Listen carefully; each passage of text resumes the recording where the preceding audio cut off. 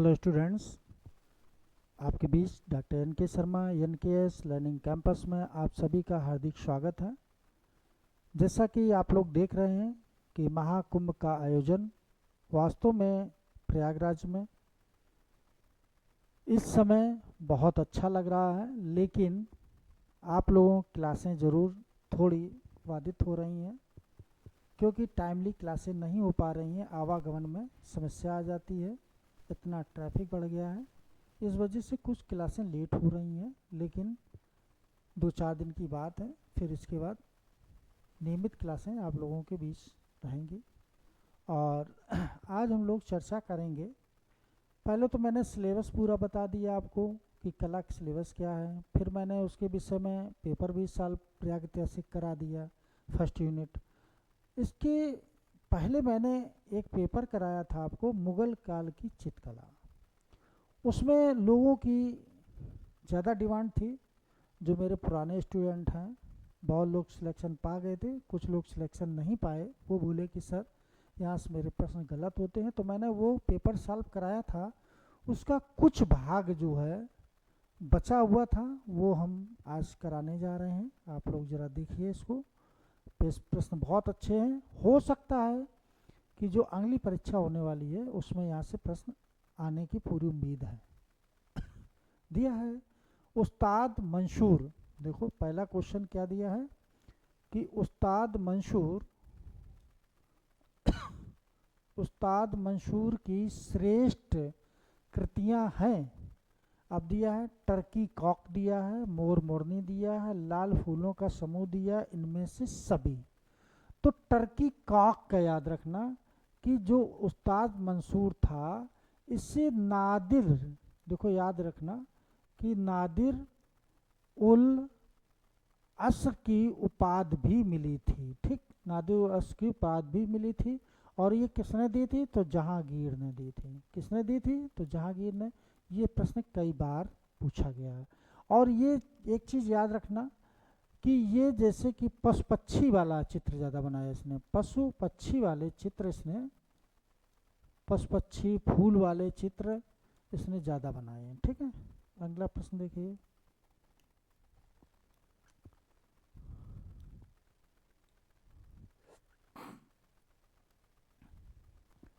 लाल पुष्प का चित्रकार था, दिया है मंशूर था, खेमकरन था, मिश्किन था या बिशंदा। जब लाल पुष्प की बात आती है, फूल वाले आ गए, तो मंसूर को आप याद रखना, हमने अभी बताया ही था आपको। पुष्प हो गए व्यक्ति चित्र, तो इसमें ज़्यादातर सीन बनाए। ठीक है, अगला प्रश्न दिया है मध्यकालीन भारत। देखो ध्यान देना,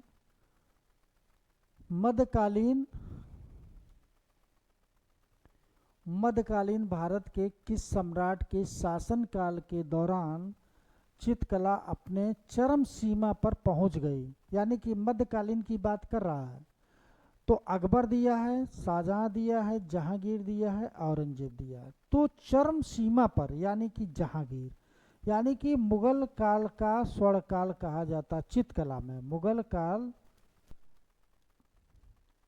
का स्वर्ण काल किस काल के लिए? चित्रकला के लिए। ठीक, अगला प्रश्न देखिए।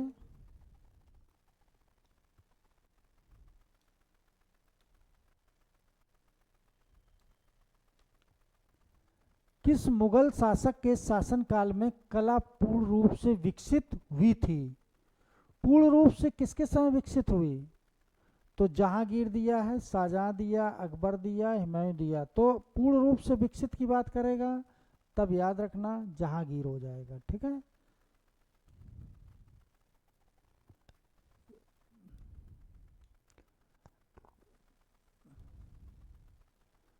मेड्रोना का चित्र पकड़े हुए जहांगीर का चित्र किस चित्रकार ने बनाया था?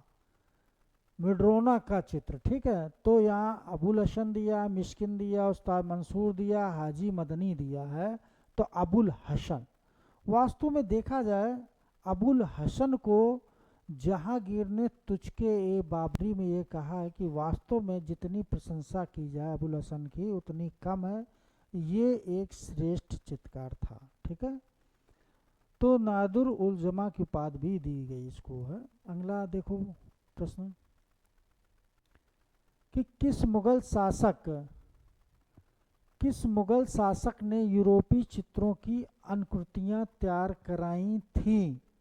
अकबर दिया है, जहांगीर दिया, शाहजहां दिया, औरंगजेब। तो ये जहांगीर ने यूरोपीय चित्रों की, ठीक है, तो ये याद रखना जहांगीर ने तैयार करवाए थे। ठीक,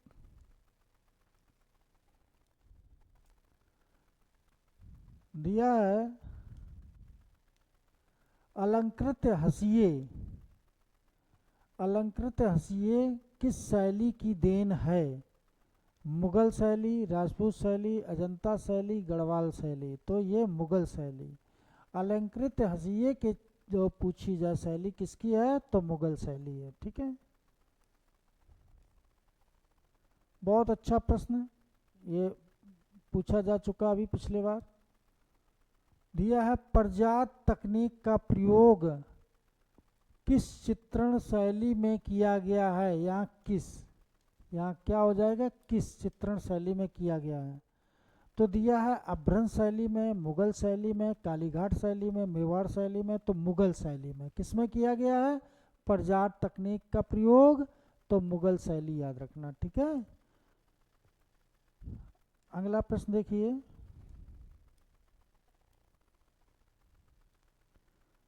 दिया है किसके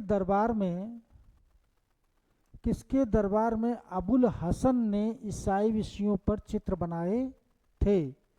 तो अबुल हसन ने। तो जहांगीर दिया है, अकबर दिया, औरंगजेब, हुमायूं। तो जहांगीर के। अबुल हसन की बात आए तो हमेशा याद रखना कि जहांगीर को लगाना। मंसूर की बात आए तो जहांगीर की बात, मनोवर की बात आए तो जहांगीर के समय। ठीक है, तो ये चीज़ें आप लोग याद रखना।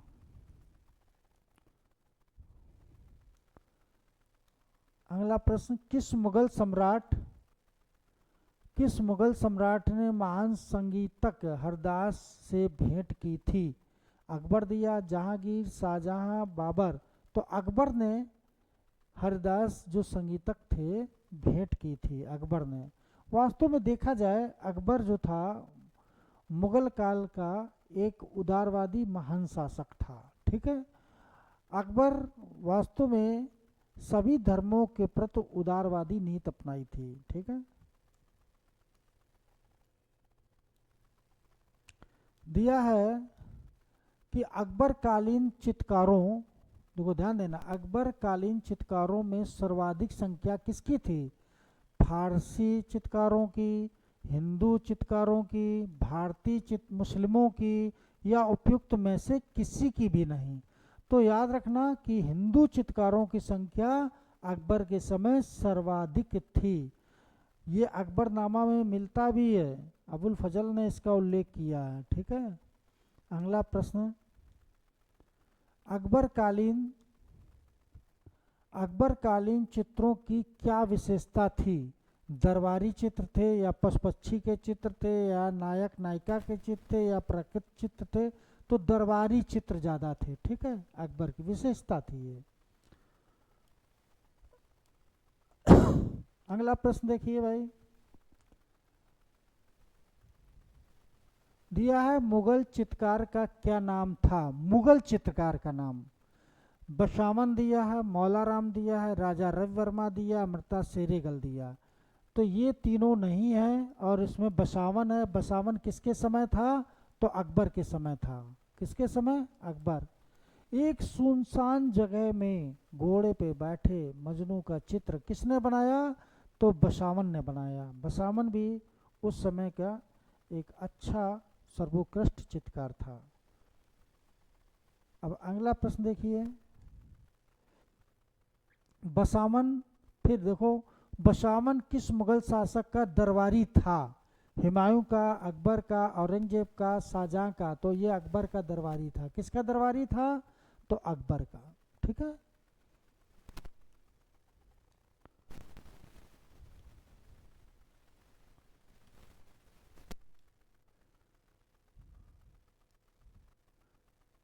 दिया है अकबर के काल में चित्र गोवर्धनधारी कृष्ण के चित्रकार थे अमरनाथ सहगल मिस्किन लक्ष्मण गौड़ तैयब मेहता। तो मिस्किन का याद रखना, किसका?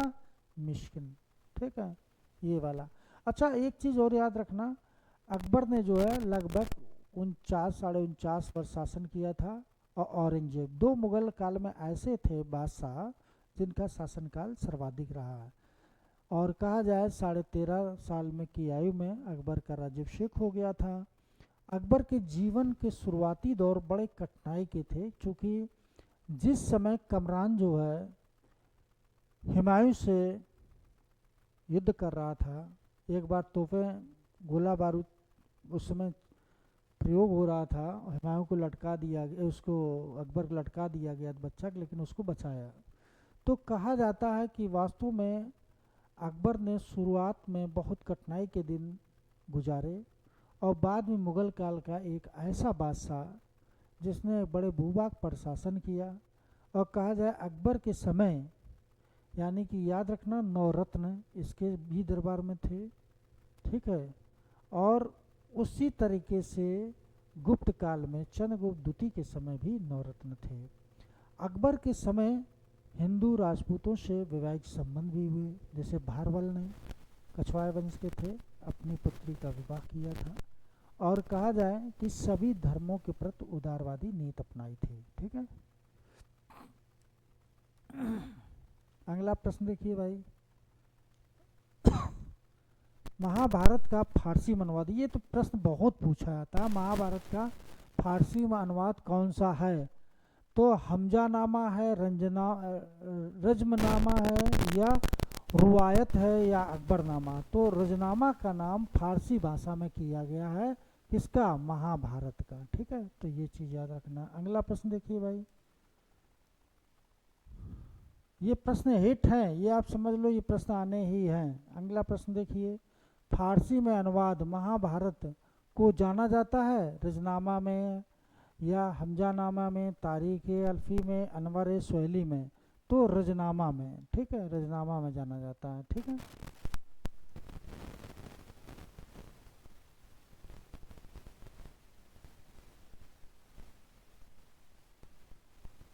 रजनामा ग्रंथ क्या है? अकबर की जीवनी है, मुगल राजाओं का इतिहास है, महाभारत कथा है, रामायण कथा है। तो रजनामा क्या है? तो महाभारत की कथा है, ठीक है, महाभारत की कथा।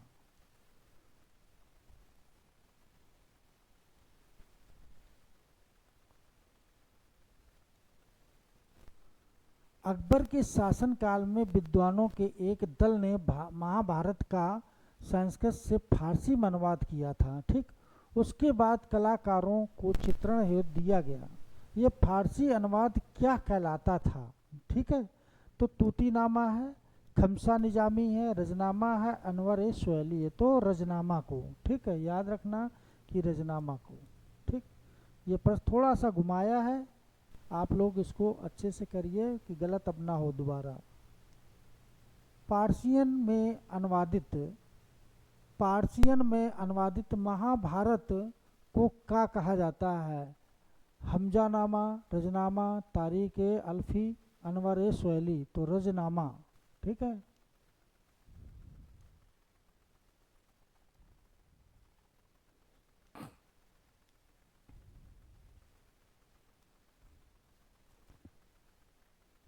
गोवर्धन जहांगीर के समय मुगल दरबार में, देखो गोवर्धन जहांगीर के समय मुगल दरबार में कलाकार था, तो ये कथन हो गया, ठीक। और कारण क्या है? उसने अकबरनामा के लिए काम नहीं किया था, ठीक। तो इसमें ये सही हो जाएगा और ये गलत हो जाएगा। तो आंसर आपका कौन हो जाएगा? ए सही है। देखो जब दोनों सही होते हैं व्याख्या करते तो ए होता है, दोनों सही है ना। अगर दोनों सही है व्याख्या ना करते हो तो बी होता है। यहाँ ए तथा आर दोनों गलत हैं, गलत बात। ए सही है किंतु आर गलत है, ये वाला आंसर हो जाएगा आपका, ठीक। अगला प्रश्न देखिए भाई, बहुत अच्छा प्रश्न। निम्नलिखित कथनों पर विचार कीजिए, निम्नलिखित कथनों पर विचार कीजिए कि हमजानामा मुगल स्कूल की पहली कृत थी, ठीक। तूतीनामा हजनामा की तुलना में अधिक विकसित है और परिष्कृत है। तो तूतीनामा, तो इसमें क्या हो जाएगा, आपका आंसर केवल ए हो जाएगा, आंसर आपका ए। दिया है अकबरकालीन तूतीनामा में कितने चित्रों का संग्रह है। 130 है, 120 है, 107 है, 103 है। तो 103 तूतीनामा में चित्रों का जो संग्रह था वो 103 था। कितना था, तो 103। अब देखो दिया है कि तूतीनामा कब लिखा गया। इस क्वेश्चन को, ये मिस्टेक है, ठीक है। यहाँ 1567 सब में एक ही दे दिया है, तो ये क्वेश्चन मिस्टेक है। लेकिन ये बात सही है कि इसमें एक आंसर कोई भी लगा देंगे, सब सही है, इसमें सभी सही है। अगर ये देखा तो जाए तो सभी सही है, ठीक है। ये क्वेश्चन में मिस्टेक हो गई है टाइपिंग में, तो याद रखना ये डेट यही है 1567 से 1557, ठीक। थोड़ा यहाँ चेंज करना चाहिए था, नहीं किया है, तो ये आपका। अगला प्रश्न, चित्रित ग्रंथ तूतीनामा की विषय वस्तु क्या थी। अब देखो तूतीनामा की विषय वस्तु की बात करें तो तोते की प्रेम कथा, शहजादी की प्रेम कथा, सलीम और अनारकली की प्रेम कथा, या राधा कृष्ण की प्रेम कथा। तो याद रखना तूतीनामा, तो तोते की एक प्रेम कथा का वर्णन मिलता है तूतीनामा में, ठीक है।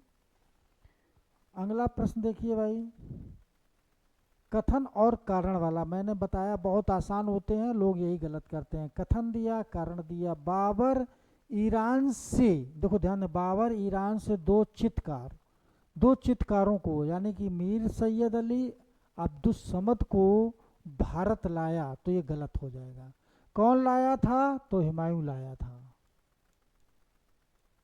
तो जब ये गलत हो गया, अगला मीर सैयद अली, अब्दुस समद दोनों चित्रकार व्यक्ति चित्रण में पारंगत थे। बिल्कुल सही है। तो आर सही है। देखो ए आर दोनों गलत हैं, ये भी गलत।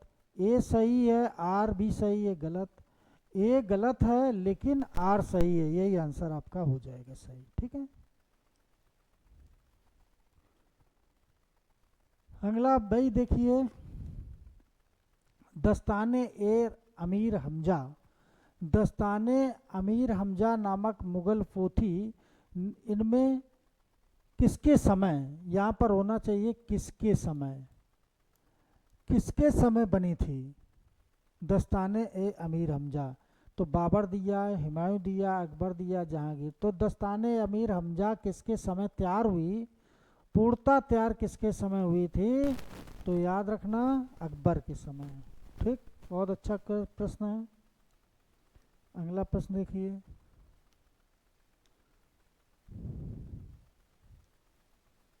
दिया अमीर हमजा प्रत के 61 पृष्ठ कहाँ पर सुरक्षित हैं। जहांगीर की आर्ट गैलरी में, इलाहाबाद संग्रहालय में, साहित्य अकादमी नई दिल्ली में, इनमें से कोई नहीं। तो इनमें से कोई नहीं हो जाएगा, ठीक है। ये 61 चित्र यहाँ कहीं नहीं, लेकिन संबंधित थे, लेकिन ये 61 वाली बात नहीं है, ये गलत है, ठीक है। किसके संरक्षण में, देखो बहुत अच्छा प्रश्न है, दिया है किसके संरक्षण में हजनामा का चित्रण हुआ था। जहांगीर, अकबर, हुमायूं, शाहजहां। तो ये अकबर के, ठीक है। ये प्रश्न बहुत अच्छा प्रश्न है। अगला प्रश्न दिया है कि दीन ए इलाही, देखो दीन ए इलाही आपको मालूम ही है, अबुल फजल ने दीन ए इलाही धर्म चलाया। दीन ए इलाही धर्म मतलब किसने चलाया, अकबर ने चलाया। दीन ए इलाही धर्म किसने चलाया, अकबर, बाबर, जहांगीर, हुमायूं। तो अकबर ने दीन ए इलाही धर्म चलाया था। महेश दास पहला ऐसा हिंदू था जिसने दीन ए इलाही धर्म को स्वीकार किया। तो ये भी पूछा जाता है कई बार, ठीक है। तो वास्तव में अकबर ने दीन ए इलाही धर्म सभी धर्मों के प्रति उदारवादी नीति अपनाने के लिए ऐसा कार्य किया कहा जाता है। और अकबर वास्तव में इसने कई चीज़ें भी की थी, जैसे याद रखना ददीज ददीज फाई इमदी इमदी।